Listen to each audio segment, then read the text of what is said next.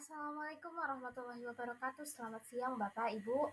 Terima kasih atas waktu yang telah diluangkan untuk diskusi kita pada siang hari ini. Pertama-tama mari kita tinjau kembali strategi promosi yang sudah dijalankan oleh Infinix. Ada 3 pendekatan utama yang digunakan. Yang pertama itu adalah diskon musiman.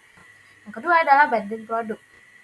Yang ketiga adalah flash sale. Sekarang mari kita evaluasi efektivitas dari masing-masing strategi promosi. Flash sale terbukti mampu meningkatkan penjualan hingga 35% hanya dalam 3 kampanye. Angka ini menunjukkan bahwa urgensi waktu benar-benar mendorong konsumen untuk segera membeli. Selain itu, engagement di media sosial meningkat hingga 50% karena konsumen sering membagikan informasi flash sale kepada teman-teman mereka. Diskon musiman berupa ROI yang positif. ROI atau Return of Investment adalah rasio keuntungan dibandingkan dengan biaya yang dikeluarkan. Namun diskon musiman tidak cukup kuat untuk membangun loyalitas jangka panjang, karena konsumen hanya tertarik saat ada potongan harga.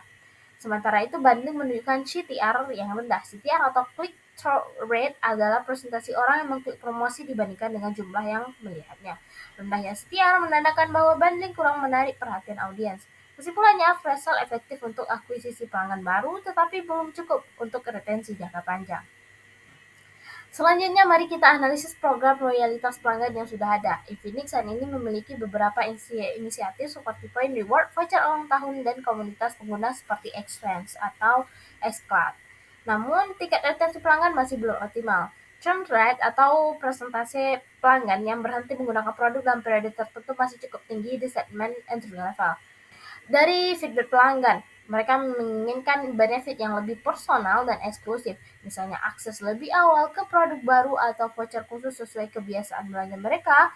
Jika tidak bandingkan dengan kompetitor, Xiaomi memiliki program Mi Points yang terintegrasi dengan aplikasi resmi, sementara Samsung mempunyai Samsung Members yang memberikan reward, event eksklusif, dan layanan premium. Benchmark ini menunjukkan bahwa Infinix perlu meningkatkan sistem loyalitasnya agar lebih kompetitif. Untuk meningkatkan loyalitas pelanggan, kami merekomendasikan beberapa strategi baru. Yang pertama, gamifikasi loyalty, yaitu memberikan elemen permainan dalam program loyalitas, seperti badge, level pengguna, dan leaderboard komunitas. Hal ini membuat pelanggan merasa lebih terlibat dan termotivasi untuk terus berinteraksi. Kedua, integrasi dengan aplikasi resmi Infinix. Dengan sistem ini, pelanggan bisa melacak poin mereka, menukar voucher, dan mendapatkan rekomendasi produk langsung dari aplikasi. Ketiga, kolaborasi lintas brand, misalnya bekerja sama dengan Shopee atau Telkomsel untuk memberikan reward tambahan. Personalisasi promo, dengan memanfaatkan data histori pembelian, Infinix bisa memberikan rekomendasi produk dan promo yang sesuai dengan kebutuhan masing-masing pelanggan. Personalisasi ini akan membuat pelanggan merasa lebih dihargai. Dengan strategi retensi baru ini, kita memproyeksikan peningkatan yang signifikan Customer Lifetime Value atau CLV, yaitu total nilai keuntungan dari seorang pelanggan selama mereka menggunakan produk.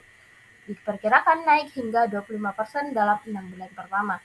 Retensi pengguna aktif juga diproyeksi meningkat 30%. Selain itu, brand equity atau nilai merek akan meningkat kuat di segmen Gen Z karena mereka merasa lebih terhubung dengan brand. Implementasi strategi ini bisa dimulai pada kuartal pertama 2026 dan berlangsung hingga kuartal ketiga 2026. KPI atau Key Performance Indicator yang disarankan antara churn rate di bawah 15%, Net Promoter Score atau NPS di atas 60, dan engagement komunitas naik 40%. Dengan pencapaian ini, Infinix tidak hanya akan meningkatkan penjualan, tapi juga membangun hubungan jangka panjang yang lebih kokoh dengan pelanggan. Sekian pemaparan materi dari saya pada siang hari ini.